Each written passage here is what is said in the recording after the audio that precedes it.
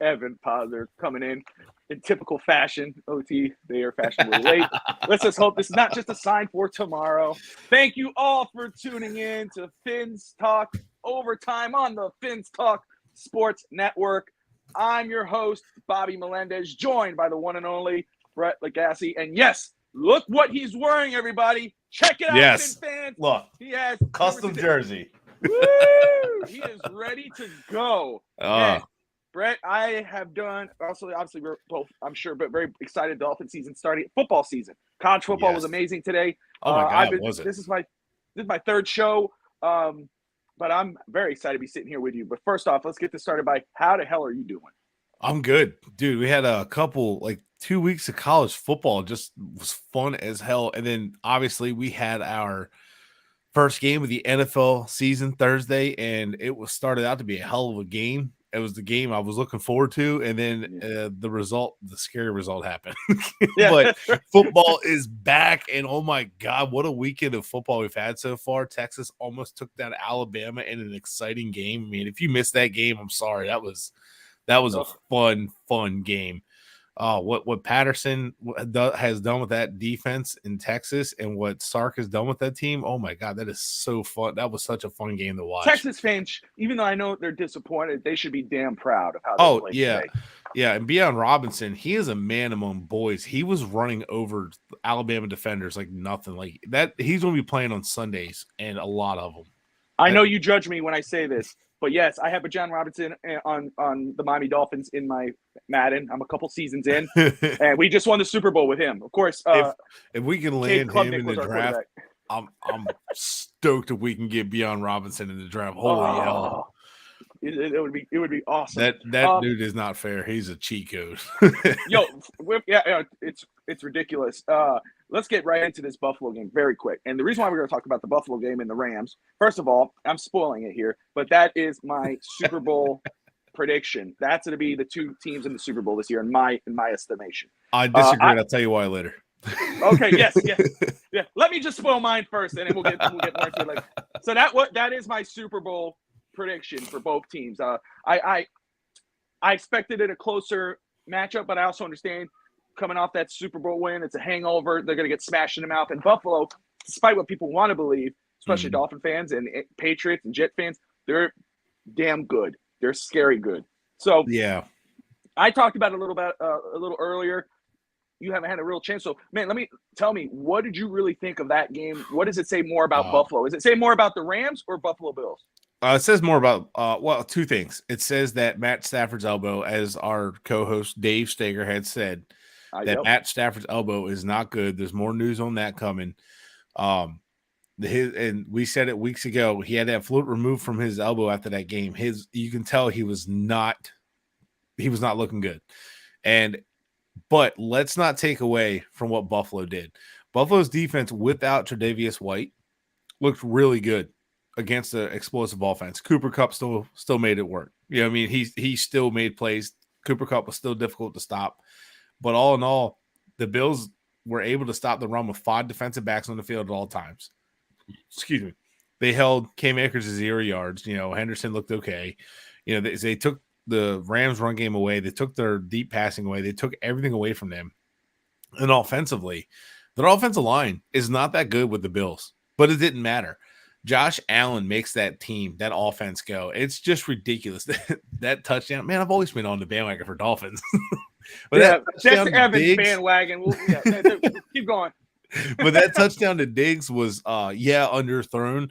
But he first of all, audibled it based on what the defenses were giving him. And then he was throwing on the run. And then there was another play to Gabe Davis, who is growing into a phenomenal player. He was throwing in a tight pocket, and it's just it just shows you how scary Josh Allen is. Like, even when you rush him, we used to have to like rush Brady up the middle to disrupt his timing of the ball, and then he would throw errant passes then. But Josh Allen isn't even throwing like errant passes. He has the arm that you rush him, and he's still able to make this crazy throw, even if it's like slightly off the mark and not for a touchdown. But that's going to be the best way to beat Josh Allen, is get in his face constantly. And their offensive line is susceptible to pressure, but you better get him, because if not, he's going to make you pay for it, and he's going to find someone one-on-one, and that arm is just ridiculous.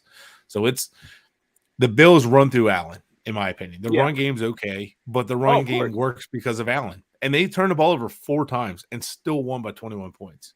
And that's the thing. A lot of people on Twitter, a lot of people were running victory laps about him throwing 2 picks, but they still won the football game. He was, I think, 4 total touchdowns. I mean, it was just ridiculous. Now, you brought up the corner muscled the ball from the receiver, so that was just that was just the defensive back made a play. Like, tip your hat. That was a play. But the other one, the safety read that really well. Josh Allen made the right read. He was just a little late, which that's what happens when you're late over the middle, interceptions. And Josh Allen said, hey, I was late over the middle. That's Paul's interception. And let me just put a little plug very quick, because you brought it up with the Matt Stafford. If you guys haven't yet, Thursday nights, most of the time, sometimes Friday nights, depending on how it goes, 9 p.m. Eastern time, huddle up and wait. Brett Legassi, Dave Stager, Lori Fitzpatrick most of the time. Awesome crew. But this is NFL in general. Of course, we're talking NFL right here because it's a special overtime. But you want to see some great NFL content, tune in there, because you also get some inside information sometimes, just like the Matt Stafford. I didn't see anything on the Matt Stafford thing until I heard it from Dave about the elbow. And all of a sudden now you're starting to see these reports come out. So tune in, smash that like and subscribe button, and watch Brett, Dave, and Lori on Huddle Up and Wait. Drink your beer, hang out with some vets, and Dave, get to know some football. Dave has got like a lot of good information coming. So, he was dead on a couple weeks ago about Matt Stafford and that elbow needing surgery. He was dead on, and look what happened. And Stafford looked like a shell of his former self. So that's why I don't agree that the Rams will repeat, because I don't see Stafford finishing the season. And even if he does, I don't see him having a very good season just because of that elbow. You know how Stafford is. He doesn't want to shut it down. No, he doesn't. I'm just going to stick with my guns right now. I'm just going to go with it. Now you're making me rethink, but I'm not going to change that right now. Anyway, so look. All right, so we're going to get more into that later with the NFL in general. But we're Dolphins. We're Dolphin fans. Dolphins play tomorrow. Oh, it's a game that counts. No more preseason. No more hype. There's all this hype, all this all this hearsay bullcrap. It's finished. Now it's for real. Miami Dolphins welcome the New England Patriots into Hard Rock. The Dolphins swept the Patriots last year. They look to try to do that again or continue that tomorrow. The Dolphins, for the first time in some amount of years, are favored by 3.5 points. As we get into the little reads of the details here, should Miami be favored by 3.5 points, in your opinion? Yeah. So I did a little thread last night, and if you haven't checked it out, go to my Twitter, check it out. Bill Belichick when on the road, he's 16 home opener or season openers. Bill Belichick is 16-6. On the road, season opener, he's 5-3. But against Miami on season openers, he's 2-2. 1-1 in Miami as season openers. So you start breaking that down and you look at his overall record in Miami. He has a losing record in Miami. So Miami should be favored by 3.5. The home team's usually given 3. So that basically says they're even, which would make sense when all things considered. Miami, when they open up against the Patriots, are 1-1 at home and 1-1 on the road. So they're 500 against the Patriots with Belichick at the helm. Now, Brady's not there anymore, so a lot of that doesn't count anymore. Now, in 2019, they opened up. Was it 19? No, sorry, 20. They opened up against us and beat us. But the only thing I'll say is the only coach to beat Belichick in his first time facing him as the first-year coach of the Dolphins was Tony Sparano. Yep. So Saban's first match against Belichick was a loss. Cam Cameron's a loss. And Sparano won. That was that famous Wildcat game. Philbin lost, Gase lost, and then Flores lost. So all these coaches lost. So it's not impossible. And how did they win? How did Sparano win? Running the ball down the throats of the Wildcats, sticking to their guns, right? Keeping Brady off the field. And now I think, honestly, with Mac Jones, I think the Dolphins just have to play physical on defense, play aggressive. Xavier Howard has to bait Mac into making bad throws. And let's be honest, that the play calling is a huge question for the Patriots right now. Do I doubt Belichick? No, I don't ever overlook Belichick, but I think the line at 3.5 makes sense. I don't see Miami running away with this game, although I'd love to see like we did in 2014 at 33-20. But I see this more as probably a 24-20 kind of game. So that's just how I see it. I have it 24-17, so we're right there. I think it's and I have it Miami, obviously. I might be winning, but it is 24-17. Dolphins Realtor, thank you for tuning in. Steve, good evening, sir. I don't want you guys to think I'm missing out on you. Hit that like and subscribe button. We got some very a special giveaway. If you subscribe, if you haven't yet, don't cheat yourself. Hit that subscribe button and give yourself a chance. You'll find out later what we're talking about. Yes, Craycraft has and Veron both have been activated for this game. I found that interesting. What do you think about that? They're who are they sitting? Who's resting? Like, who's hurt? Who's banged up? That's what I'm questioning. McKinley makes sense because we have a lot of questions at defensive back. Nick Needham's banged up, right? So Nick Needham should be healthy for the game, but his hands are banged up. Rowe is banged up. There's a few corners that are banged up right now. So a safety corner. So we need somebody that can step in and help, at least be there for depth, even if they're not active. I don't know what the plan is there. Now Craycraft, is it Waddle? But Waddle was practicing Friday, so we're good. We should be good there, but we'll see what happens. I don't know who they're sitting, but I don't know. Rowe looks not to be playing. Eric Rowe, okay. Yeah, it's pot. Yeah, I mean Craycraft. Yeah, he can return, but I mean, who are you sitting for him? Because you already have your 53. Craycraft wasn't on it, so I mean, somebody's not playing. Yeah, somebody. Is it easy or what? What's going on there? So we'll see what happens. So, as we're going here, and again, thank you everybody for watching and commenting here, and we'll continue. So we both have the Dolphins winning tomorrow, 24-20 for Brett, 24-17 myself. Brett, what are your 3 keys to secure a victory for tomorrow for the Dolphins? Oh, so 3 keys. 1 is do not turn the ball over. Take care of the football. That's like the number 1 key because Belichick will always make you pay. I don't care who's a quarterback for them. He'll always make you pay. He'll run the clock. So no turnovers. Limit the mistakes. Limit as many mistakes as possible. The second one is control the clock, control the ball. Ball control offense. Sustain drives and finish drives. None of this 3 and outs. This 3 and outs will bite you in the ass at the end.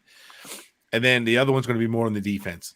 Stop the run, control the line of scrimmage. That's going to be the biggest thing. Control the line of scrimmage and stop the run.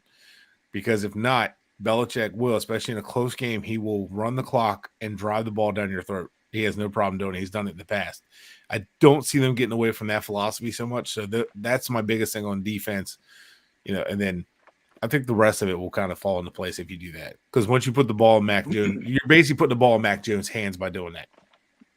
And exactly, I think that would be in Miami's best interest to do so. For me, the 3 keys of the game, my third key is what you were saying, and that falls on the quarterback. It's your first key. My third is protecting the football. Don't make mistakes. I don't need him to have 500 yards, 5 touchdowns, 200 yards, a touchdown. As long as you're winning the football game, I think it's going to be a lot closer. Miami may start off hot. They might start off fast, but I don't expect them to remain fast. I expect it to be, maybe they try to do something downfield to see where kind of Patriots how they're going to play the game, and then kind of play it slow and methodical. But the first key, that was my third key, was just protect the football on Tua's part. First key is rattle the quarterback first, force him to pass, rattle the quarterback so he can force him to make mistakes. My second, protect the quarterback, protect our quarterback. Offensive line, I don't care. They sign Armstead, they sign Williams. It's still a question mark in my opinion. It's a wait and see. But that's my number 1. My number 2 key is protecting the quarterback, because if you can't protect him and he's getting rattled, I don't care what receivers or weapon he has, he ain't going to take advantage of it. So you got to protect him. And make sure I got this right. Anthony, thank you for tuning in. The Dolphins have to run the ball, period. Sure, they have to be multidimensional, because the teams are going to expect them to pass if that's all they're doing. Yeah. But is that all 3 of yours? Yeah, go ahead. Yeah. So, I agree with you about protecting the quarterback. And when I said limit turnovers, it's not even just Tua turning it over, throwing interceptions. It's also the running backs. Don't put the ball on the ground, Because last year, the game literally came down in the first game, came down to a fumble. Damian Harris fumbled, like Xavier Howard punched it out, and they recovered it. Yeah, and they were in our backs against the wall. They were in scoring position. They could have just ran it out, kicked the field goal. So that was huge to come up with that fumble. That changed the game and the outcome of the game, and the Dolphins ended up winning the game. And then Tua had that nice read to Parker to really ice the game right then and there. But like that fumble was key, because if not, they could have sat on it, ran the clock, kicked the field goal, or even just punched it in, and would have made the game almost impossible to come back from. So that's going to be key. Learn from that. How did Miami win last year? Don't make that same mistake New England did. It's going to be a tough game. It's going to be a tight game. That's why I'm saying protect the football at all costs. 100%. Dolphins Realtor, when they cut Michelle, I thought differently about them slowing the game. I'm not saying that they're going to purposely try to slow the game. What I'm saying is I expect McDaniel and this new staff, new offensive staff, to try to maybe they try to start fast. It's typical for a new coaching staff, for a team, an offense with a new staff, to start a little slow as they get adjusted to the playbook in real game time. But like you saw with the Philadelphia Eagles game, where Tua came out and tried to bomb it out to that 60-yard throw and all that crap. I would not be surprised if Miami tried to do that again, just to see how Belichick's going to play this defense. And then I expect it to be a lot slow. I don't expect bomb, this, that, this. No, I expect a more methodical kind of chess match in this first game. I don't expect it to be What's up, Kenna? Where they're trying to drive the ball downfield, because a lot of times when that happens, that's when you're going to make the most mistakes. But 100%. I'm not saying be scared and play safe. But I mean, play to your strength is what I'm saying. And play 100%. Yeah. You don't have to play keep away, though, because I think the defense can really rattle Mac Jones. Oh, absolutely. Absolutely. That's why, to me, it's important for that defensive line to break through that offensive line and rattle him. First of all, stop the run, force him to make throws, but rattle him enough to force mistakes, because I know a lot of people say, oh, with Xavier Howard, there's going to be some turnovers, and Javon Holland. Mac Jones and the Patriots are not stupid. They know that, hey, we're going to stay away from this side of the field, and we're going to aim towards Needham, who's hurt if he's playing, and Igbo. And this is a big game for Igbo. If Igbo is starting, whether 2 or 3, then I don't even know if he is. I thought I saw him up on the depth chart. I think Needham. I thought I saw Crossan ahead of him on the depth chart. Really? I must have saw something. I thought I saw it was Igbo. Or maybe just how I read it. It might have been how I read it, because I think Crossan was behind. Actually, the way I read it was Crossan's behind X, and I think Igbo's behind Needham, because Needham's in there. So that's probably how I read it. Yeah. But it didn't come out 3 corners on the depth chart. There's only 2. Okay. So who knows if Igbo's playing, but they will target Igbo, which I hope Igbo doesn't see the field much. Well, you know what, though? I mean, a part of me, too, I kind of want him to, because I want to see because to me, in that Philly game, I was very happy with him when he made that pass deflection. I mean, it was the first positive positive play I've seen from him. Mm-hmm. So, I obviously not Josh Allen and Lamar Jackson. It's a little more nerve-wracking. But with Mac Jones, I think it's more of a chance now to go, okay, this is your time to show something, especially when you have Byron Jones out for 4 weeks. And that's already a scary point, having him out for 4 weeks, no matter who we're playing. So, but I do like Needham. And if the pass rush can get home, Needham will be okay. But. It's 2, 3, 4, 5. The next guys. Yeah. Needham is underrated in my opinion. Not enough people talk about him. I'm going to say one thing real quick. A player that I think could be key to this game and key to the defense success going forward is Jalen Phillips. And the reason I say that is the defense has had to scheme blitzes in order to get pressure. It's just been what they do. The defense is really good at doing that anyway. But there's times when you have to drop back and cover, and Miami hasn't been able to so much do that and just let your rushers get home. If Phillips can keep developing as a pass rusher, that could make things big for our secondary and easy on our secondary to cover, and he could just get home. That's just I think more of those. So I'd like to see that start in this game. Yes. And I would say, John, again, Kenna, everyone, thank you all for tuning in. If you haven't yet, hit that like and subscribe button. John, yes, this is my 3rd show. The Dolphins play football tomorrow, brother. I'm excited. I'm hyped. If I could do an all-day show, I would if everybody had the time. but this is how we're going to do it. Of course, then, and I talk more Dolphins tomorrow post game. But yes, I'm here with Brett Lagasse, one of my best bros, and we're excited talking Dolphins football. Now, we were just talking about Igbo. He won't stop 100% committed. That's the missus. She knows. Trust me, I got heat from that. It's all good. No, just so we talked about not messing it up. If Igbo is starting or on the field, if it's Needham, fine. But Igbo, and even Needham, we're talking don't mess it up because teams will target that side of the field. They're not going to go towards Xavier Howard or Javon Holland. They're going to go in this direction. Right. Yeah. Which players can't afford a bad game, in your opinion, in this game? So let's take Tua out of it because what did you say? I think what did Alex say? Let's take Tua out of Don't it. say Tua. I know he said don't say Tua. He was good. That was his first time. You saw that? But let's be fair. Anytime you say your quarterback can't have a bad game, like obviously no quarterback can afford to have a bad game, right? But so let's just be honest. Let's just take that out. I'm just going to be a little fair on that one because, like, obviously Tua, if he has a bad game, the team has a bad game. That happens to a lot of teams anyway. Brady has a bad game, the Buccaneers has a bad game. So I'm going to say Austin Jackson. He cannot have a bad game because that pressure is going to get home and they're going to bully him and get to the quarterback. That's going to ruin everything. So that's going to ruin the timing. So he cannot have a bad game. I think Connor Williams can't have a bad game. The snapping is going to be huge. Look, Evan said the same thing. Yep. Snap's going to be huge. And then on the flip side, the linebackers cannot have a bad game. They are going to be key. Our defensive line, Sealer, Raekwon Davis, Wilkins, and Oakball, these guys actually play really good against a run. Van Ginkel, who I don't know if he's going to play or not. I'm not sure yet. Trey Flowers, these guys are going to play really well against run. Melvin Ingram, all these guys are good run defenders. It's Roberts and it's Baker that bother me. They're going to have to stop the run, and they're going to have to play well against the run.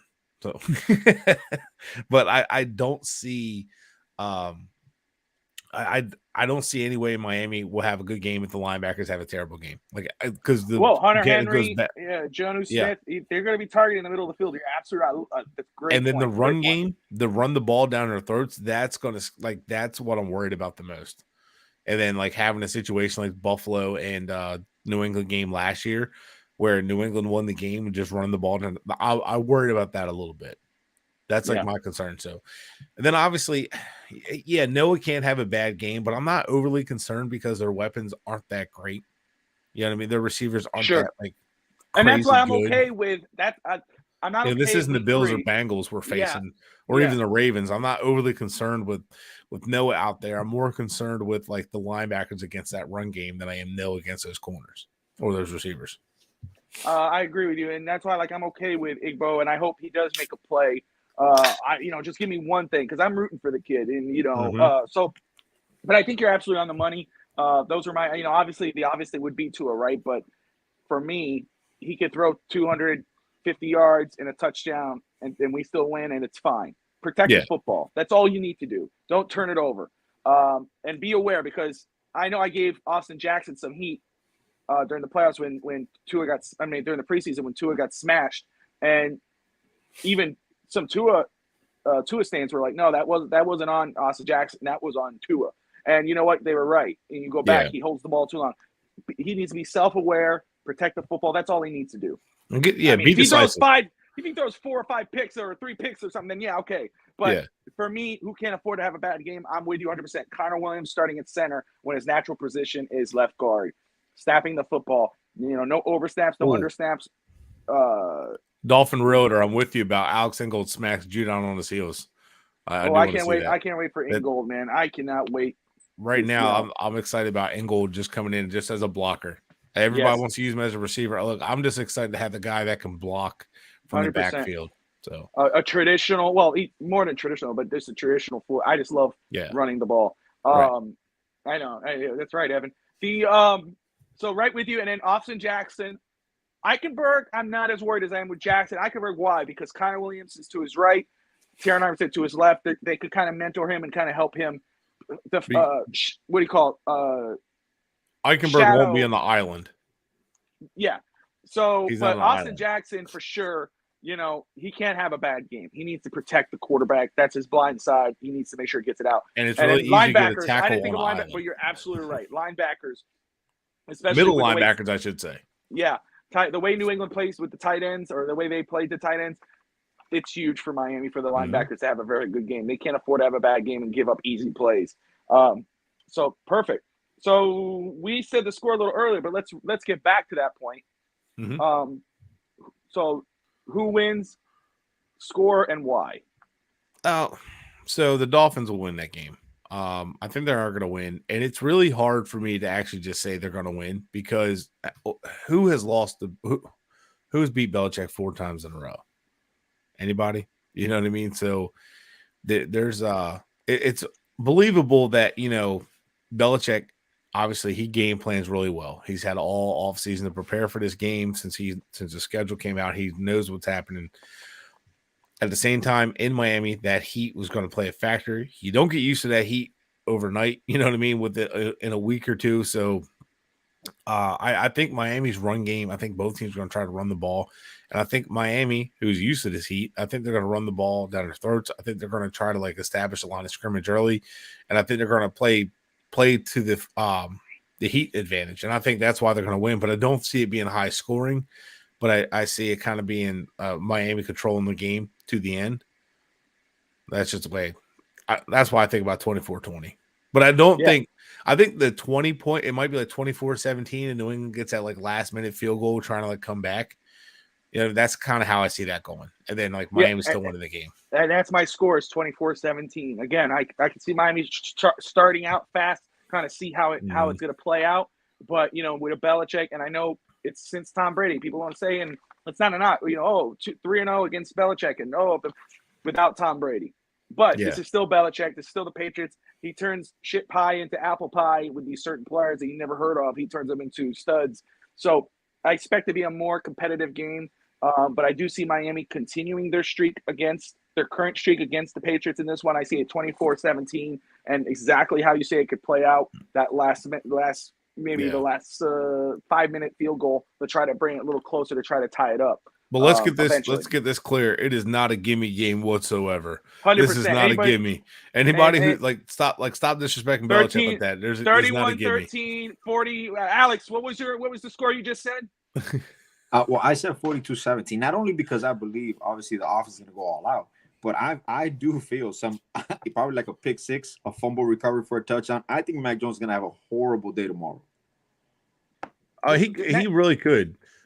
He really could have a bad game, but I don't know. I don't see the game being lopsided like that. I mean, it could, but even that game in 2014, I would love it. As lopsided as it was only a 13-point victory. Dolphins realtor has it 31-12. All right, so let's do this very quick. So there's our predictions. And again, everyone who's watching, whether you're on Facebook, Twitter, YouTube, if you're on Facebook or Twitter, do yourself a favor. Jump on the YouTube channel right now. Smash that like and subscribe button. We got a giveaway going on. We're going to announce it at the end of the show. But as we discussed now, and I've talked at Vince Talk today, I talked on Digging in the Trenches, and I've just said it now. We all know how I think tomorrow's going to play out, and now we know what Brett thinks. Let's do this very quick, because I kind of went game by game, Brett, on Vince Talk today, how I think the season's going to play out. I've had time to reevaluate, watch the preseason, and watch these other teams. I'll tell you right now, Hank is 13-3-1 still. However, it's changed. The one is no longer Buffalo. The one is New England at the end of the season. He has the Dolphins tying with New England. So he has us sweeping Buffalo? Or no, he has us what? No, he has splitting with Buffalo? Splitting with Buffalo and a win and a tie with New England. Jeez. So 13-3-1. So that's continued. Mine has been changed because we did a special episode of Overtime when the schedule got released.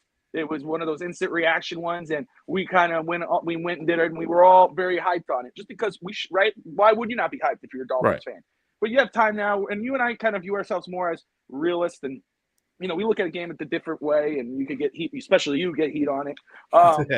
So if you're up for it, let's do a quick rundown of the schedule before we get into the NFL very quick, and see what's changed with you. I think you were You were like 11. You had 11. Didn't you? 11 wins. I don't have it in front of me what I wrote down, but I believe it was like I think I had 10 wins. I am Evan. Hang on. I had what that was dependent on Deshaun Watson. Remember? Yeah. Yes. My record, true. Because I felt like if Deshaun Watson played for the Browns, we were going to lose, and if he didn't play, which he shouldn't be there against Miami, I think he's out for that game. We win that game. So what did I have? So 10 wins. Let's run it down. Let's run it down right now. Okay. So we got 1-0 Miami against New England. Okay. Next week is at Baltimore, the Ravens. Well, how do you think that plays out? You can make it quick, or you could go elaborate on it. It doesn't have to be deep dive, but if you wanted to, you go right ahead. Baltimore scares me because we don't have a winning record against John Harbaugh. I know. It's true. Well, Miami beat them last time, right? Miami won the last game. Miami beat them last time. Miami's only beat them in Miami.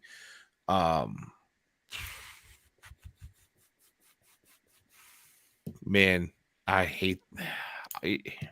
Evan, take notes so we have a record for everything. Okay, you got to win. Get a win. Okay, I have it win as well. I know. I have it win. To me, it's a closer game. It's 17-14. The Dolphins edged them out.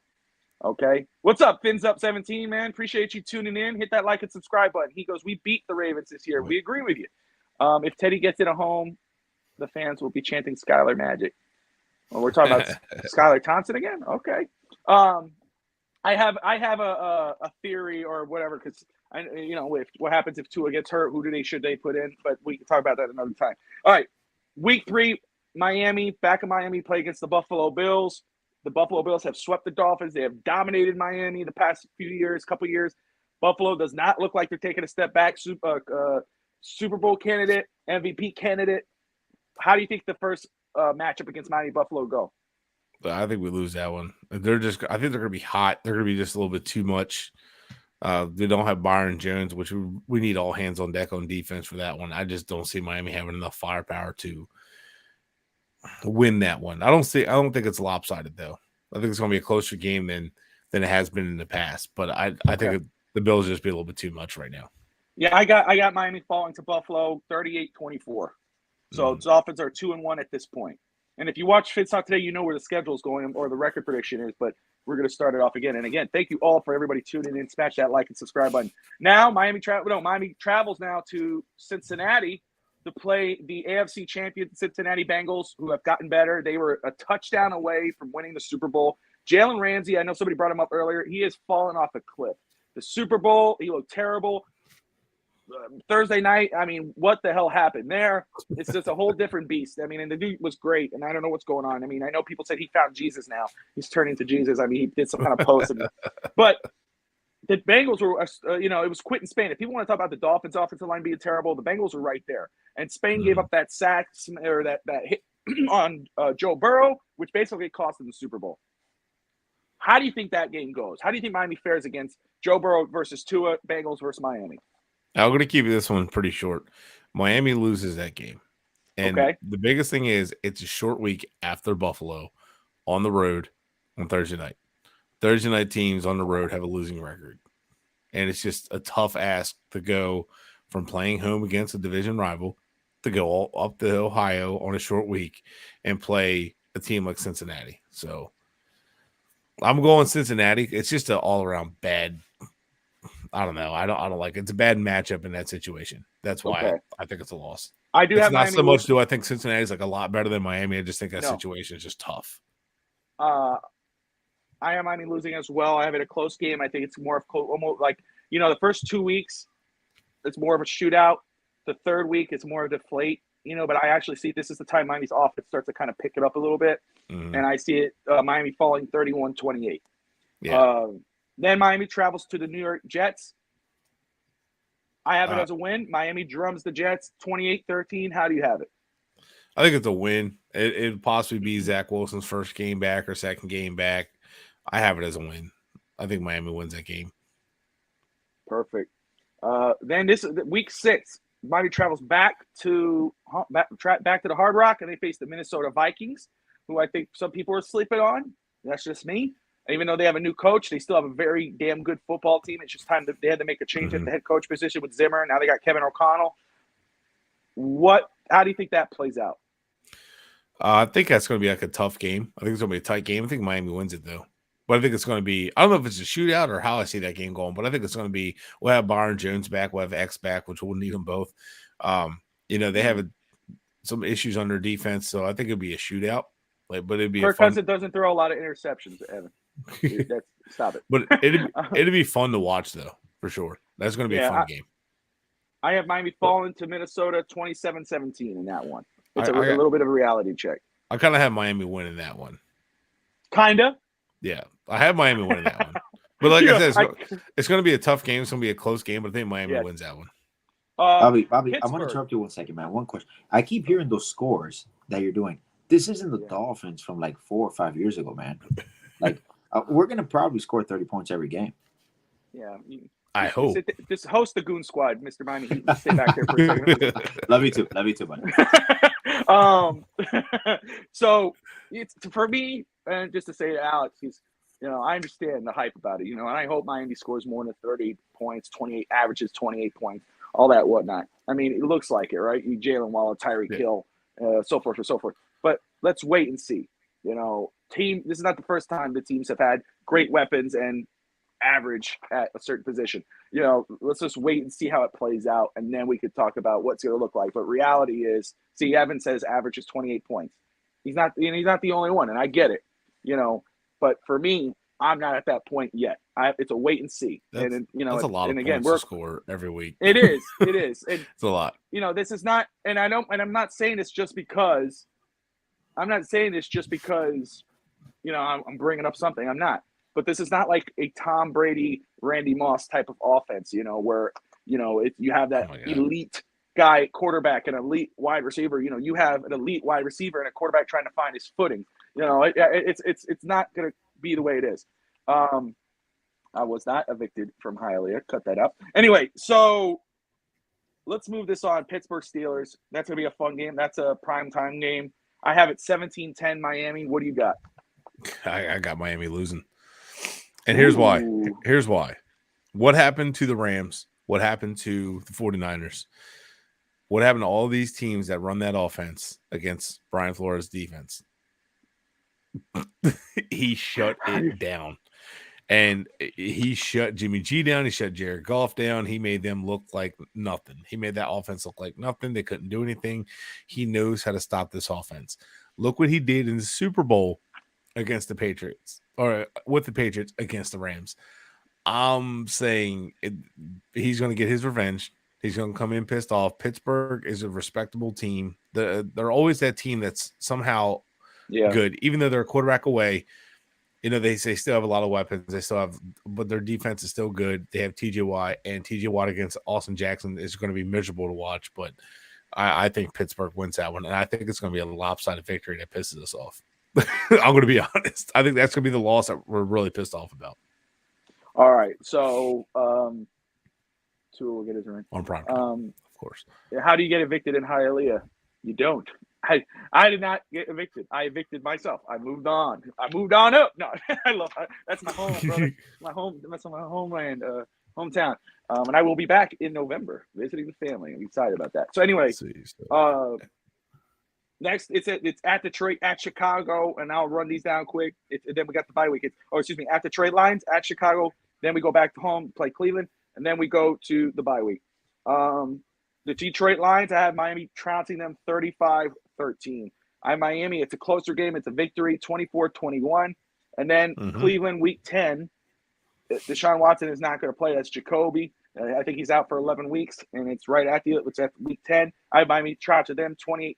Even though Cleveland is not a team to sleep on, even with Jacoby, because they have a lot of talent on that roster. Myles Garrett, Amari Cooper, Nick Chubb. Goodness, what the hell's the other running back who's still there? That Kareem Hunt. They still got a lot of talent on that team. But to me, don't forget Dearness Johnson, who filled in for both of them last year, lit it up. Absolutely. So I know, Evan. All right, so those three games: Detroit, Chicago, Cleveland. How do you think they play out? So Detroit, Chicago, Cleveland. Man, I hate to do this. Uh-oh. I I don't know why. I feel like there should be a loss in there, but I always feel right now I'm saying 3 wins. All 3 are wins. I feel like it's Jacoby will get everybody hurt. So you got all 3 wins. Okay. So I have after the Minnesota game, I got 4 straight, and you got 3-1 after the Minnesota game. Yeah, you got 4 straight. I got 3-1. Yeah.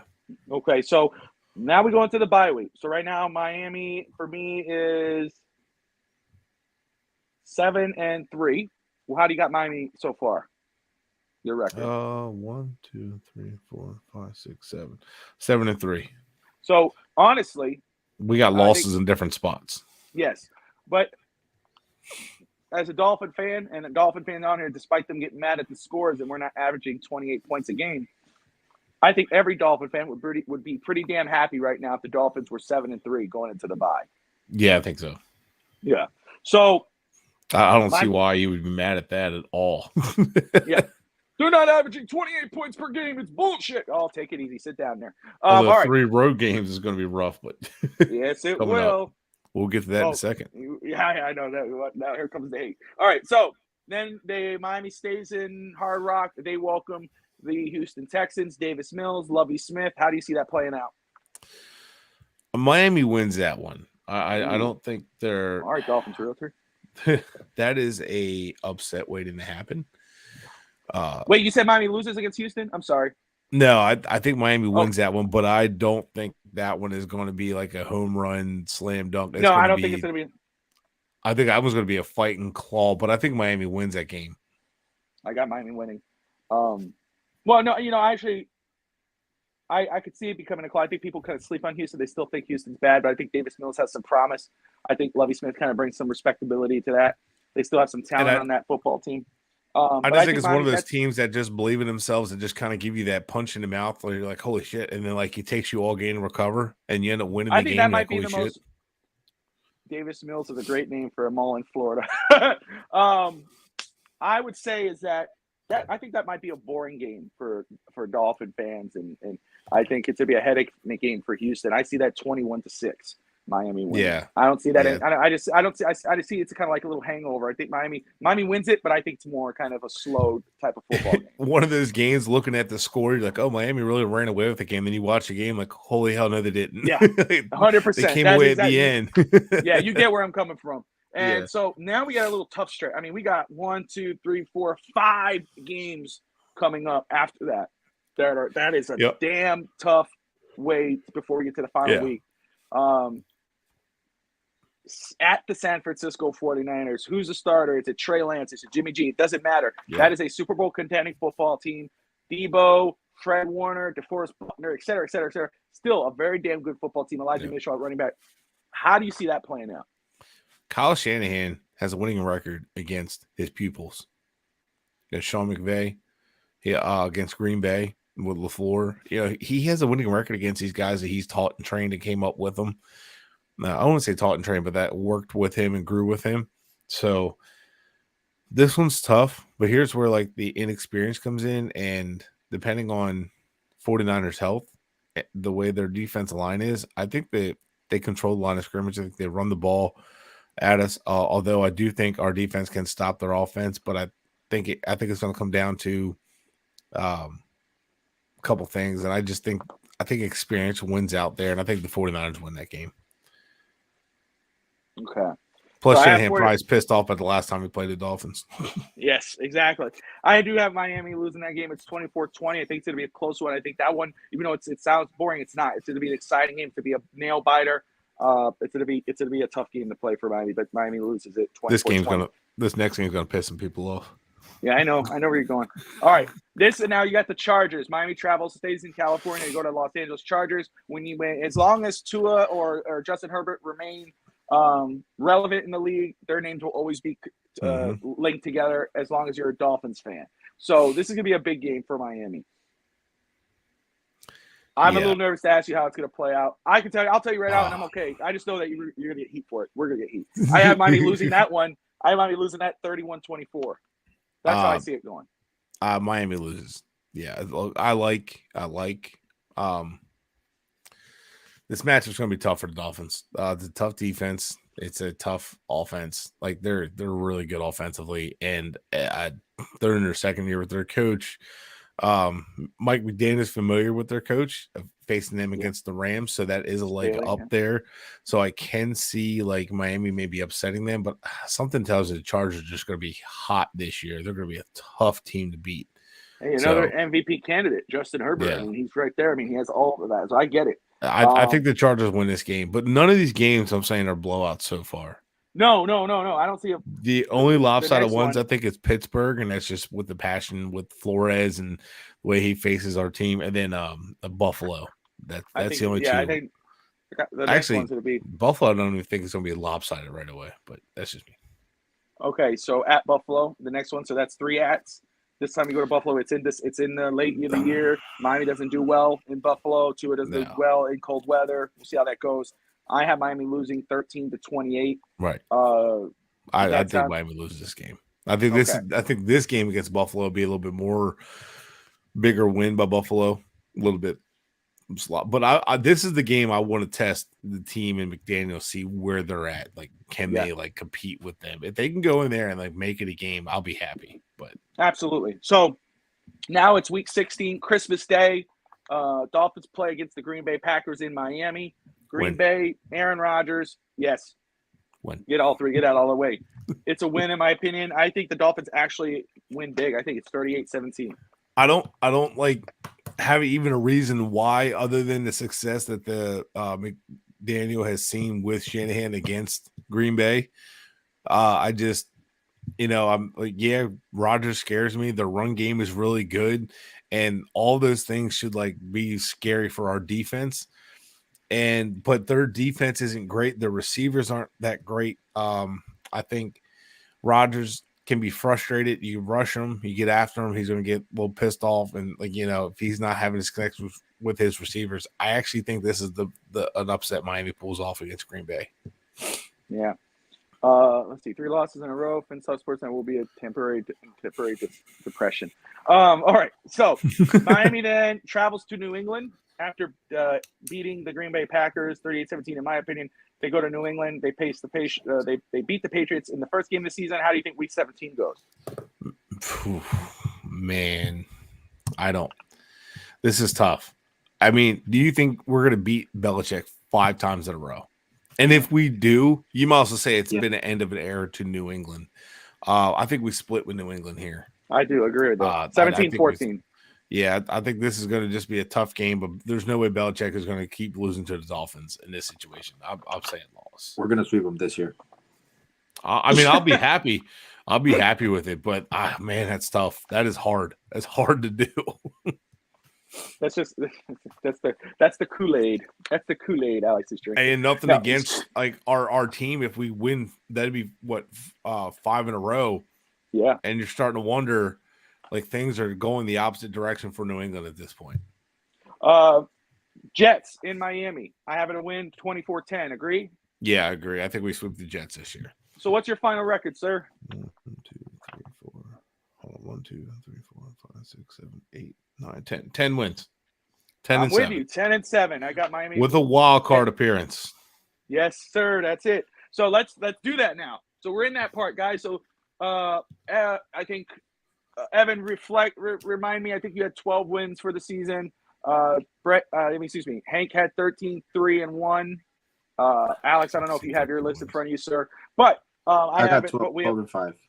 12-5. Thank you, sir. And we got 10-7. Either way, winning records. Of course, I hope 12-5. I hope for 13-4. I hope for more than that. I hope it's Miami blow. I hope he's right, but I hope 13-3-1 is right. I hope Evan's right with 12-5. I don't see it, but there's just situations that So let's do this very quick. I know. So now what we're going to do, guys, that we got that away with 10 Miami, is going to be 10-7. That's depending on the injury too. I mean, you can, if one of these teams loses like a quarterback or something, or loses a key player, like that could change a lot of things. And hold on real quick, to just the point where it said, look, we only beat Detroit by like 3 points. Do not sleep on the feistiness that is Detroit in that run game. That is. Like, I'm not saying to be a shootout, but that's one of the games that it's like they're gonna fight you for everything you have. So, it's in Detroit. And Dan Campbell, I'm rooting for Dan Campbell, man. Yeah. He deserves all the success in my opinion. And yeah, if you don't think Dan Campbell's motivated to beat Miami, even though he didn't leave with any hardship, come on, man. He's going to be hyped for that game. That's going to be a close game. That might be a fun slugfest, though. So let's do this. Let's do a quick rundown of the divisions. We don't have to go crazy here. And then we'll talk about playoffs and then who are the NFL awards kind of fall into place. AFC East. For me, Buffalo, Miami number 2, Patriots 3, Jets 4. That's how Got right? Yep. Yeah. Okay. I think that was pretty easy. And I think anybody will be shocked if it's different. Yeah, that's right. If we're being honest, you know what I mean? AFC, now, Alex, you're still there. Do you have Miami being number 1 or you got Buffalo at 1? No, I got Buffalo at 1. Okay. Yeah, so I got Miami 12-5, but it's a wild card. Gotcha. Well, yeah, of course. So the West is going to be tough, man. Looking at the AFC West, Chargers, Kansas City, Denver, Raiders. That's how I have it playing out. But I think 3 teams go into the playoffs in that division. That division. What are you thinking about that division, Brett? I think Chargers, Raiders, Chiefs, Broncos. You have Raiders number 2? Yep. And it's just, I don't know why. I just think that it was so hard what for they me. did last year. Yeah. I think the Chiefs maybe take a step back this year. Maybe not. I mean, it's hard. Andy Reid's such a damn good coach. Andy Reid, Pat Mahomes. It's hard for me to go against those guys. Yeah, it really is. The whole division. That whole division is. I'm going to be excited. I love first of all, they play classic football, and I can't wait to watch them. But I really like that offense of Josh McDaniels. Yeah. Derek Carr, and I just really like what they're doing out there. But we both have the Chargers winning the division. Number 1. Yeah. Okay. Yep. The South. I think I know where you're going to go with this. I think you have the Colts number 1. Is that about right? Yes. Yep. I think this is the Colts division. I think they're going to run away with it. Really? Okay. Yeah. Is that just the Matt Ryan factor? Yeah, and I just think I think the Matt Ryan factor. I think he plays a really crucial role. He's the best quarterback they've had since Andrew Luck, and honestly, I just think he's exactly what they're missing. He doesn't have to be the guy. And remember, he was in a very similar offense in Atlanta. It's a little different than what they ran with Shanahan, but it's a lot of similar passing concepts. So Matt Ryan is going to succeed in that offense, and he's going to be exactly what they need as long as they stay healthy. That with that defense, that run game, in that offensive line, yeah, I think they're going to run away with the division, and I think the Titans will take a little bit of a step back. Let me just say, Kenna, great question. Let us finish this point out here with the divisions and how we see how they rank out, and then we'll get into that very quick. Alex, if you could just refresh us before we move on to playoffs. Brett wants Lamar. Hold on, Evan. Don't spoil nothing. All right. So for me, I understand that. For me, I think Tennessee still wins this division. I think Tennessee will be number 1. I think I understand the idea of, Tannehill's going to take a step back. This team, they still got Derrick Henry. I know they lost A.J. Brown, but Brown didn't play a lot last year. Julio Jones did not either. I think that Tannehill is still going to play, winning football. Derrick Henry is healthy. Henry wasn't healthy last year, and they still won the division and went to the playoffs. Henry is healthy now. Jeffrey Simmons, etc. I expect them still to win this division. I have the Colts behind them, Jacksonville Jaguars, then the Houston Texans in the 4th. I just think the Colts. Yeah, I just think the Colts are just. I don't know, Matt Ryan. I don't think they're going to get off to that slow start like they did last year. New coaching staff. Tannehill will not be the quarterback all year. There's 2 Miami quarterbacks who might not be the quarterback all year. Take it easy. Now, if Malik Willis steps in, I don't know. Maybe things would be different. I don't know. We'll see. Yeah. AFC North: Cincinnati, Baltimore, Pittsburgh, Cleveland. How do you got it? Because of Jacoby Brissett, I think Cleveland's going to go last. If Watson was in, there'd be a lot closer. I think he'll be battling for the top of the division. Like him or not, he's a good football player. But with him missing time, and even when he comes back, I don't know how much Jacoby Brissett's going to win. He looked really bad in Miami, and I just don't know. Even with the Colts, they were a losing record with him. So I think the Steelers will honestly challenge this division more than people think. But I think I agree with you. as tight as it's going to be, I think it's going to be hard to knock the Bengals off because they only got better unless something happens there. They're the champs, so they get knocked off. So I'm going to go with the Bengals, Ravens, Steelers, and then Browns. But I think the Steelers might make this division a little interesting. I think they're going to be. I can see the Steelers like splitting with everybody. Yeah, even with Trubisky at quarterback. I know people are saying, "Oh, yeah, with Trubisky." I think I think Hank says that Kenny Pickett would start by that time of the season when they face Miami. Either way, I think that possibly, you can't sleep on Mike. That's why for me with the Titans, you can't sleep on Mike Tomlin. You can't sleep on the team, the foundation. Hey, it's the same thing with the Titans. Trubisky went to the playoffs with the Bears, and the Steelers 100%. Are a really good football team. The Steelers are always good. They're the best run organization in all of football. It's so hard to like. Look at the Steelers. Ken, I appreciate you. I wish like the Dolphins would run like the Steelers. When the Steelers miss, like it doesn't ever affect them, and they're always look at how much talent they have. Like, oh, Joey Porter, move on. We got Harrison. Like every time like someone comes up for a contract, look how many receivers they moved on from, and they just like Emmanuel Sanders. You go through their. I'm not gonna do it right now. We don't have time, but if you go through their list of receivers they had and they moved on from and replaced with. It's insane. Like they know how to develop and draft players, and when they miss, no big deal because we hit so many right. We're going to be fine, and they're always drafting at the bottom of the first round. I know. And they still like TJ Watt. We missed on. Yeah, man. So like, dude, it's hard. Stop it. You're depressing me. I don't seek therapy, and you're going to force me to have to go see a therapist. but really, like the Steelers you tip your hat to them. They got Mitch Trubisky, and you're like. They're one of the only teams that could sign Mitch Trubisky, and you're like, yeah, they still have a shot to win in their division, and a little bit of a long run, but they're still going to be a respectable team. Like it's Plus, their coach is such a damn good coach too. So, NFC East, I have it, Phil, and Kenna. Thank you for subscribing. Anybody, everyone who's tuning in, thank you so much for watching. If you haven't subscribed yet, please do so. And we'll get into that a little later there before we close it out, and of course, why you should subscribe as well. Besides just great football, sports, Dolphins content. Brett, I have the NFC East playing out as the Eagles, Cowboys, Commanders, and Giants. Yeah, flip a coin for the last two, Giants, Commanders. I don't think either one's going to be good. I think the Eagles win this division. I think the Cowboys. I think it's going to come down to a tight fight. I think Eagles and Cowboys might both make the playoffs. It's a weak NFC class, and I think Eagles win the division. I think Cowboys right behind them. I think they'll both make the playoffs. Okay. You'll put Commanders fourth on name alone. 100% agree. But I think the Giants might legit surprise some people. I know Daniel Jones is going to be their Achilles heel. I agree with it. So I think they're going to be that team that people are like, they're not as bad as I thought they'd be. I think they're going to be a spoiler for some people. Yeah. The South: Tampa Bay, Saints, Panthers, Falcons. That's how I have it playing out.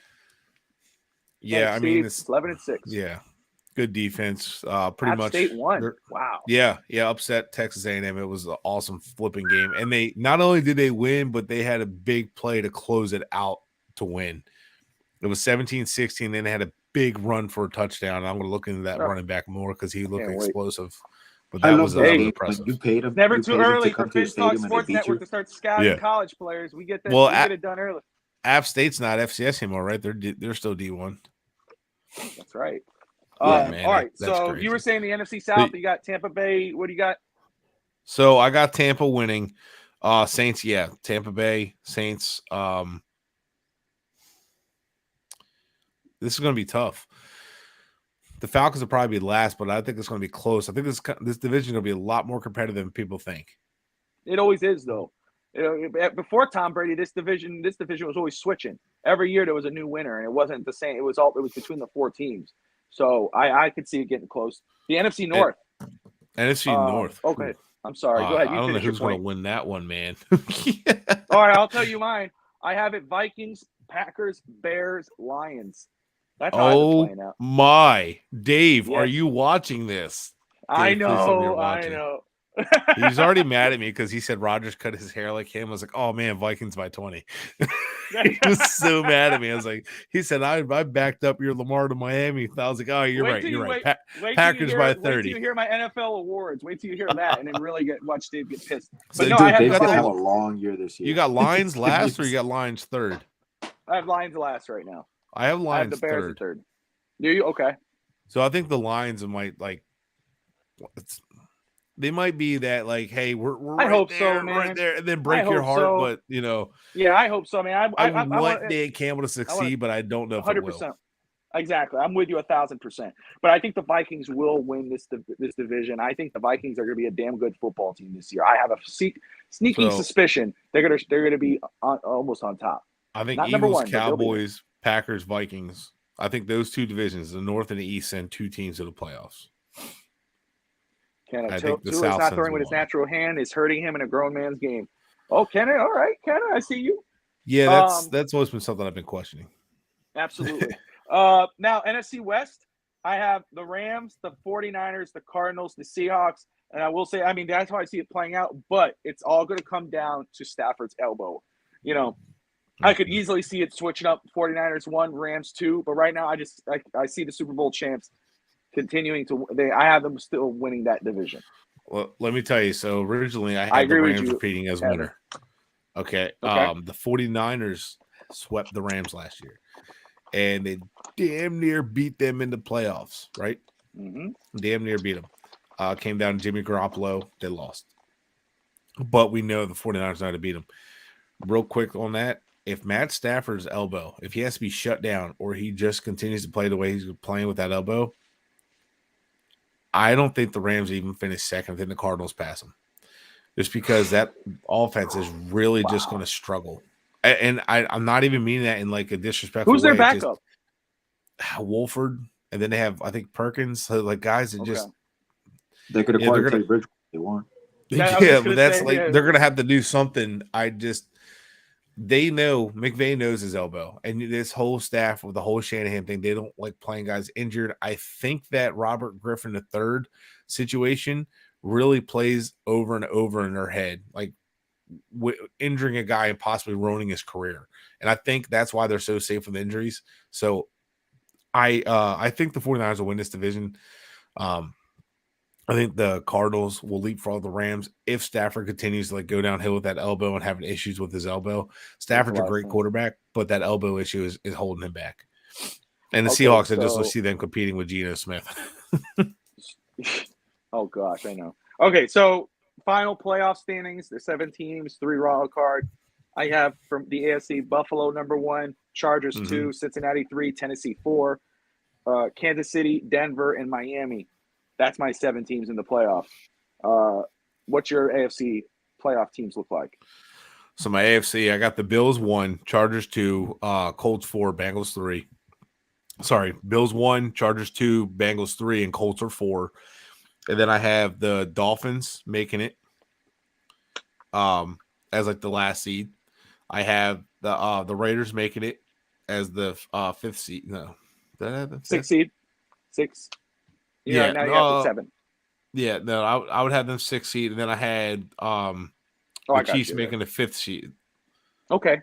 I actually flipped that because I ended up flipping that. That was my old take. So I would have the Raiders 5 and Chiefs 6, Dolphins 7. Okay, so but we both agree that 3 AFC West teams are going. Yeah. And then the difference here, you have Indianapolis. I have Tennessee. I have 4. Yeah, and I have Tennessee missing the playoffs. Yes, and I have it switched with you. But other than that, everything's pretty much the same. The Dolphins in the last 7th seed.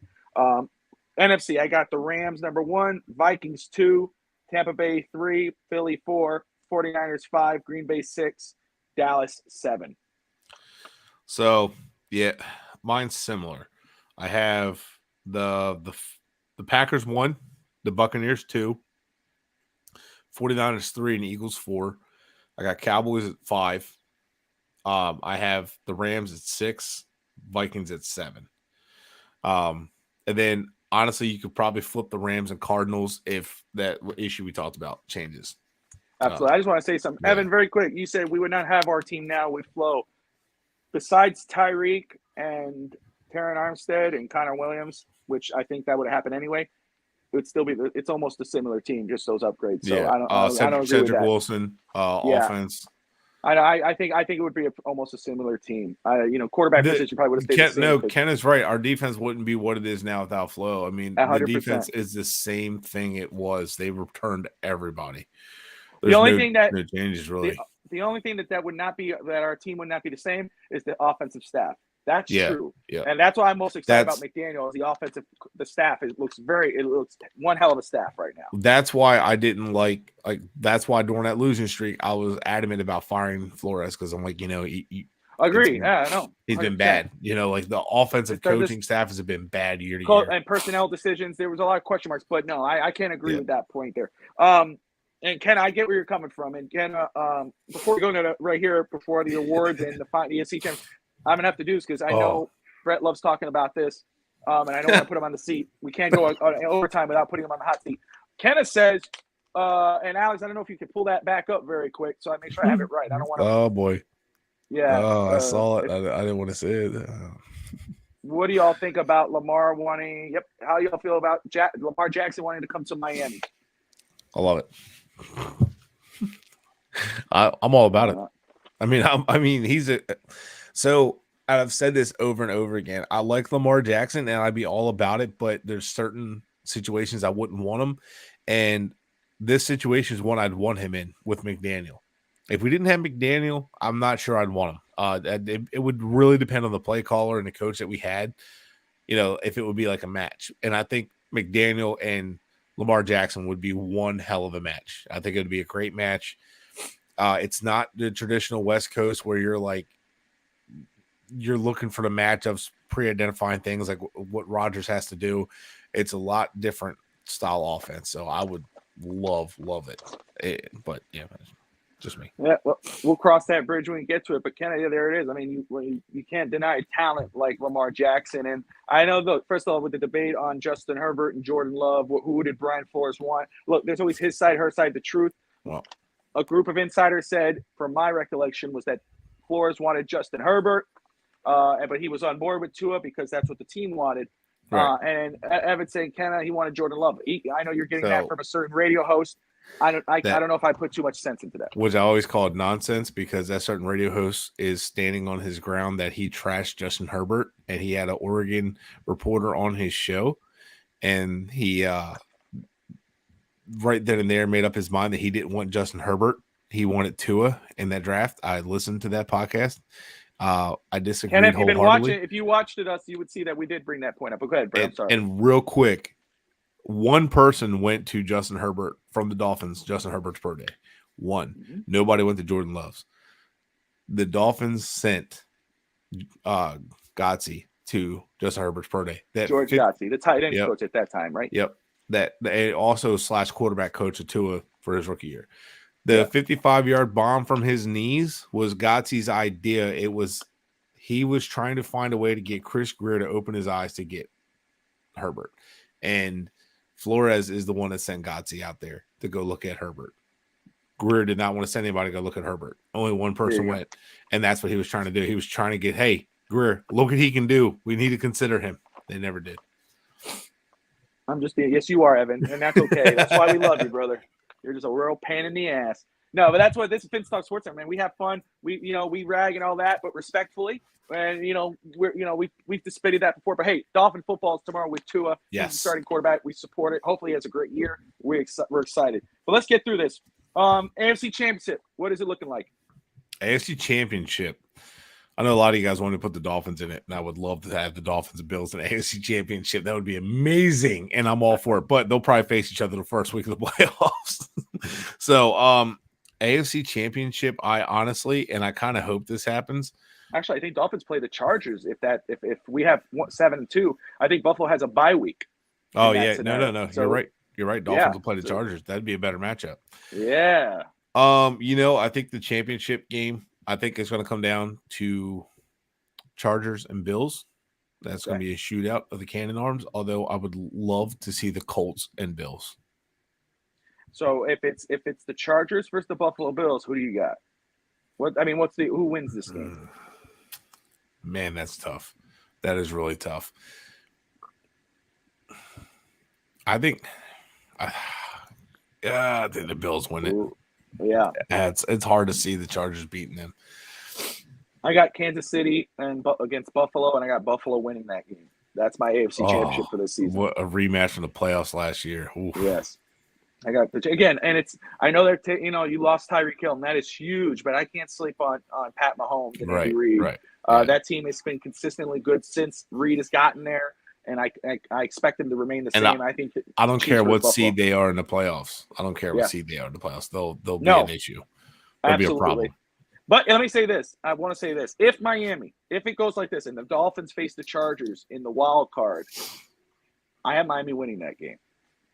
Yeah, Miami lose in the regular season, but I have Miami winning. I believe the Miami Dolphins. I hope it's more. I believe the Dolphins will win at least one playoff game this season. They will go to the playoffs and they're going to win, and that's the measuring stick for me. If they go and they lose, of course, yes. If they compete, as Brett has said before in the past, if they compete and it's a close game, I'd love it. Of course, you feel better about it. But if they go in there and get blown out and everything, I'm not going to be happy. I'll be pissed with McDaniel. I'll be pissed with Tua. I'll be pissed with everything. Don't go to the playoffs and lose. Enough of that shit. Go in there and win. Right. All right. So NFC Championship. I have the 49ers versus the Rams. The Rams on the over. Of course, now you messed with me at the top of the show. That could be different, but I'm sticking with it. So, what do you have for the NFC Championship? Go on, Packers, Buccaneers, and Packers winning it. Wait, you have the Buccaneers versus the Packers, and the Packers winning? Yep. Gotcha. Okay. So, Buffalo and Green Bay. I have the 49ers and the Rams winning. So, I got Did Dave make you do that? Huh?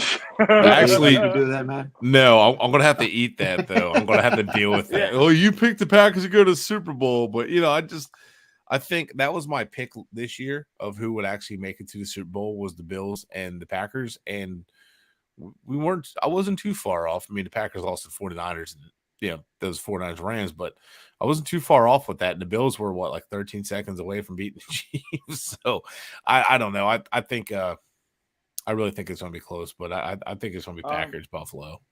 Okay. Right now. Who's your Super Bowl winner? Oh, man. Don't you say it, you son of a... No, I'm just kidding. That's tough because, that would be a good game, but I think the Packers will edge that one out. Yeah. That's tough. If to me, it's the Rams against Buffalo, and I have the Rams repeating. I can't. I maybe that's just the fan in me. I don't want to pick Buffalo, but I think there's a very strong chance that Buffalo could do it. But I got the Rams over Buffalo. Let's face reality: the Bills really could do it this year. 100%. They could. And if you're saying that's not true, then you're blind. You're not truly looking at it. It sucks. As much as it sucks, like the Patriots, like in 2007, we knew the Patriots were going. As much as we didn't want them to win, and they didn't, thank God, but we knew they were going to represent the AFC in the Super Bowl. We knew that for sure. Absolutely, nobody was stopping them. So who's your MVP this year? MVP. You know what? I'm going to go with a repeat person that's on a contract year, Lamar Jackson. Oh, damn. That's a shocker. Now you make me feel lazy. And the reason I'm saying that is because he wants to get paid. And I don't know that he cares necessarily so much if the Ravens pay him or the Dolphins or somebody else that's interested in him. I think he's going to go off for that contract. I think Josh Allen's the league MVP this year. That's my prediction. Although that's probably the safer one. I went with more of like the I know what you did. The risky. I got you. But hey, look, we didn't do the same thing. But Josh Allen is the safe pick for MVP. He is. He really is. He's off.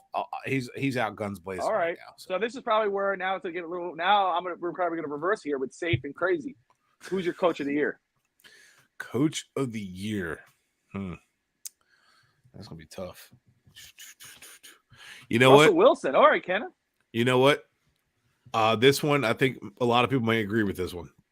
I think it's gonna be Mike Tomlin. I could see that. I like that. And because considering what they're, no Ben Roethlisberger, and I still think they end up with a winning record and maybe just barely miss the playoffs. Which I don't know if they ever give Coach of the Year to anybody who misses the playoffs or not. But I think he's going to really show out. And but honestly, it would probably be Mike McDermott though, especially if the Bills go far in the playoffs. Sean McDermott, yeah. Or gotcha. What is it, Mike McDermott? Yeah, Sean McDermott. So, but I'm going with Mike Tomlin. I think that could be a really good one. I have Kevin O'Connell, Vikings, as Coach of the Year. I have Kevin O'Connell again. This team is not a bad team. Zimmer got fired because it's just they couldn't get past a certain hump. I think they do with O'Connell. Mm-hmm. I think there's a lot of hype behind him, but I think he has the offense, the talent that's already there, plus what they've added to make that jump. And they're going to be number 2, the second seed in the NFC. And I think he's going to be the Coach of the Year. Offensive Player of the Year, I'm sticking with the Vikings. Justin Jefferson, I have Offensive Player of the Year. I can see I think he's have a big year. What do you think of it, Offensive Player of the Year? Here's where I'll probably go Josh Allen on that one because I don't think he slows down. He's just going to be explosive. Even if he doesn't win MVP, I think he'll probably win Offensive Player of the Year. And that's happened before, where Offensive Player of the Year quarterback has not won MVP. I think that it just happened recently, not too long ago. Yeah, I don't remember who won it. I think it was a defensive player though. But yeah, Nick Bosa is my Defensive Player of the Year this year. I think it could be Aaron Donald and Bosa, but I think Bosa is going to be the Defensive Player of the Year this season. I think Joey and Nick are really good options. The situation they're in, I think both the Bosa brothers are really good options. I think I'm going to go with a little bit of a safer one in this one and probably say TJ Watt. Like a little his second year, he just won it, didn't he? Yeah, he just won that. Yeah, I think TJ Watt will probably, because I think he's going to carry that defense. But underrated one is Cameron Jordan or Demario Davis from the Saints. Ooh, okay, okay. Von Miller says Kenna, that's a really good option. He definitely is off to a hot start with Buffalo. Oh, he looked really good in that Thursday. So did Aaron Donald. I mean, those guys are, they're considering retirement. Why the hell would you? You're still damn good. Yeah. Bobby Wagner looked like a shell of himself, but God damn it, why do the Bills look so good, man? I hate this. They crushed the rebuild. Comeback player of the year. Yeah. Man, who got injured?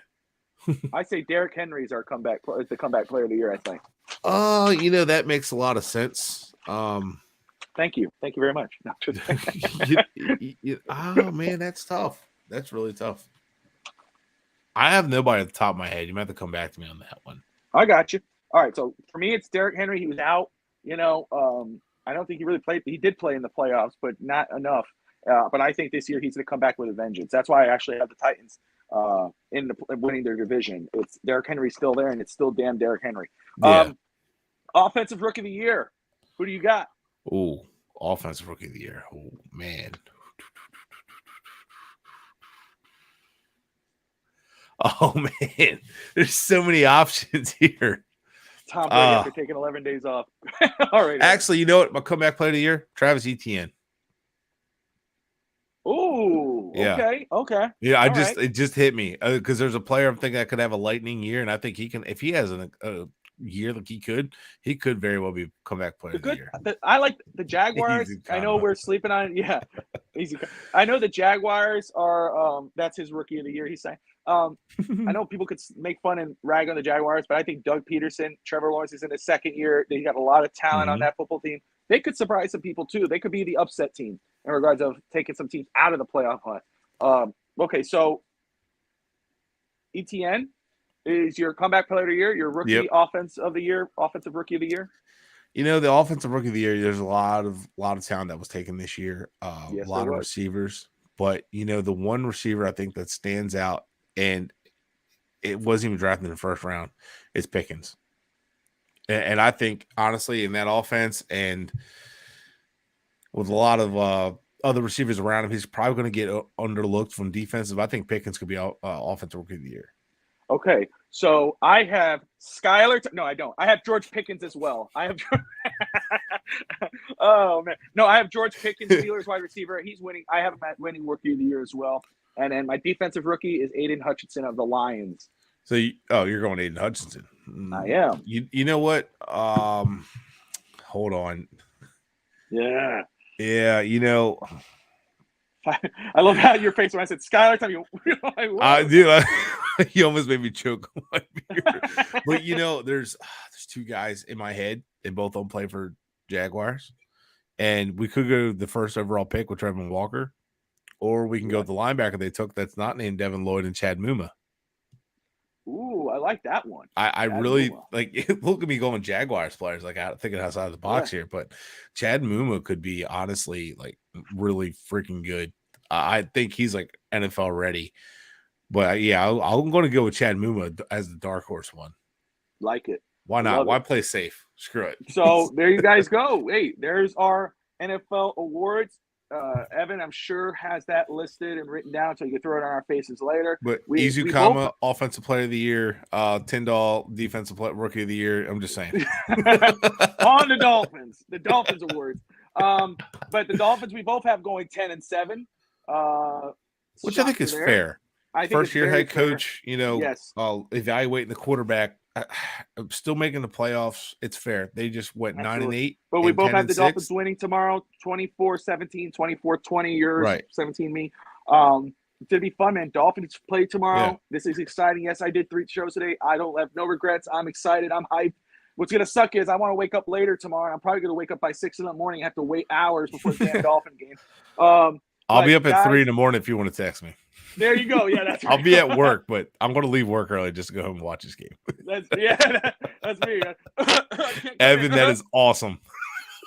He just likes having you pronounce Easy Conma. Easy Conma. Yeah, he's a pain in my ass. No, it's all right. But, hey, look, guys. That's great. If you're watching on Twitter, if you're watching on Facebook, if you're watching on YouTube, thank you for tuning in to Finstock Overtime on the Finstock Sports Network. But if you are watching on those other channels and not on YouTube, you can try to do it right now live, or if you want to wait, you can. Hop on to our YouTube channel, smash that like and subscribe button, and let me tell you why Kenna, who just did. And guys, if you're watching, share this with your friends, share this with your followers on the accounts as well to like and subscribe for your chance and their chance to win a jersey giveaway.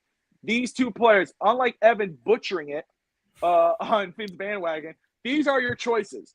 Jalen Waddle or Javon Holland, a jersey giveaway. Once we pass 500 subscribers, damn good studs, and probably the safe jerseys to buy. Probably. And to get. Especially Holland. With Jalen Phillips as well. Exactly. Holland, I think, is the safest one. But after we hit 500 subscribers, we're going to pick a random subscriber to win a jersey. You get to pick which one you want. And this is sponsored by Digging in the Trenches. We are excited. We're gonna have more of these going on. So please smash that subscribe button, share with your friends, have them subscribe, because the only way we get to pick a winner is once we patch that up, past that 500 subscribers, even more. And of course, this week more going on. Brett, if you had to pick a winner, is it Javon Holland? Would that be your jersey? Yeah. Just because I was extremely excited about the Javon Holland pick. And you weren't listening, Evan. He should have been a first-round pick. So he should have been a first-round pick, and we got him in the second. We didn't get a running back. Yeah, I was disappointed we didn't get Javonte Williams, but I'm like, but we got Javon Holland. And no one understood like how great that was. And we listened when I was watching, I was watching the matchup, and I was trying to watch the receiver, and Javon Holland was being rude and just kept making plays. I'm like, listen, I'll get to you later. You're on my list. And I had to stop what I was doing and watch him, because anytime someone that keeps popping off tape and I'm not looking for him, that usually means they're a playmaker. And my God, Javon Holland, like every time I turn on the film, he's making a play and he doesn't have an off switch. He's 100% all the time. He's my favorite draft pick, him and Jalen Phillips, that we've had in a couple of years. And that's saying a lot, because with Jalen Waddle, which is not a knock against him, but I agree with you. Those two guys, and that's probably because of our style, the way we like football, defense, ground and pound. But I didn't show a lot of excitement with Waddle only because I kind of figured that was the pick. You know what I mean? So I had people arguing me. They were like, "It's Devontae Smith. It's Devontae Smith." Yeah. No, it's good. I think Waddle was a better fit. And I'm a Devontae Smith stan. And I would have been really happy with him or Waddle. It didn't really matter to me. Like, you couldn't get that pick wrong. So that pick was kind of like, I wasn't as excited just for that reason. Just because, like, I knew we were going to get somebody there. But like with Holland, it was like, yes, we got a stud, and he's better than Minka. And everybody was crying that we lost Minka, but peace, I'll take Javon Holland every time over Minka. It's gonna be a big year for him, man. I'm Evan, so excited for him. The reason why he got it wrong was he's too busy listening to Pops when he was talking about the giveaway. Well, if you keep listening to Pops Hank, you're gonna get wrong. If you listen to me, you'll be right most of the time with your Dolphin points and everything else. You just listen to me and Brett. But just continue to argue with us. We appreciate you. All right. Hey, guys, hit that like and subscribe button. This has been Overtime with me and Brett. Again, great content. Tomorrow after the game, we got the Miami Dolphins post-game show at 8 p.m. Eastern. Then we got Overtime again for me and Brett as we react, and Brett reacts. And Brett, if not, you tell me after the show if we're still looking. We have a guest this Monday night? I'm just trying to remember now. Do we? Oh, we haven't. I've reached out to him. Waiting right now. Yep. Okay, we'll wait on that then. But we might have a very good guest on Monday, I believe. Yep. But again, okay. So then Tuesday we got the Fins bandwagon with Hank and Evan. If you're a Fins fan, you just want all positivity. You want to put your horse blinders on. Don't look at all the negative and don't look all the. Hey, No, go to Fins bandwagon. But no, seriously, if that's what you want, like that, do it. Like, because I mean, I used to be that guy that was like, "Oh, you guys are just being this serious, or you're being realistic. I don't like it." You know, now I'm like, "I don't know." But I mean, if you don't like it, I understand. Like, you want that positivity, you know. But hey, we still had them at 10 wins. I still think that's 100%. Fair.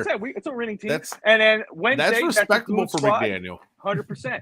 Goon Squad is on Wednesday, and let me tell you, that's a fun Alex, show. He's in here, but let me tell you, if remember, this is a Finstock Sports Network. We are growing. We're gonna may have wrestling soon. We are probably gonna have wrestling soon, more than likely. But we got basketball. Miami Heat. Alex he's producing our show for us. He's the host of the Goon Squad, and we got Will Manzo. Alex. Will Manzo. Yes, Will Manzo. He's coming on. We're talking not just Miami Heat. I'm gonna be on that show. We're gonna talk Dolphins. We're talking Miami sports in general. So make sure you smash that like and subscribe button. Thursday, you got Bottoms Up, Fins Up with Mike the Hebrew Hammer Brown and Lewis. You got Huddle Up and Wait with the vets, the beer-drinking, bearded men, the Vikings of Finstock Sports Network, and Brett and Dave. And then and Lori. Can't forget Lori on that one. No, Lori Fitzpatrick. Awesome. She is a part of this as well. So, guys, thank you all for tuning in. Brett, you have any final words? Look, man, I'm looking forward to tomorrow. I'm looking for a big win. I want to see a lopsided victory. I want that 24-20 prediction to be wrong. I want to win by 2 to 3 touchdowns. I want to set an example early, but I'm just so excited to have the Dolphins back Sunday. I'm ready. That's right. And to we trust, baby. Kenna, Evan, John, Steve, Hammer, everyone who's tuned in, wherever you're watching from, again, thank you all for tuning in. We will speak to you we'll be back Monday for overtime. Yes. Till then, enjoy the game, like and subscribe, and most importantly, fins up. Fins up.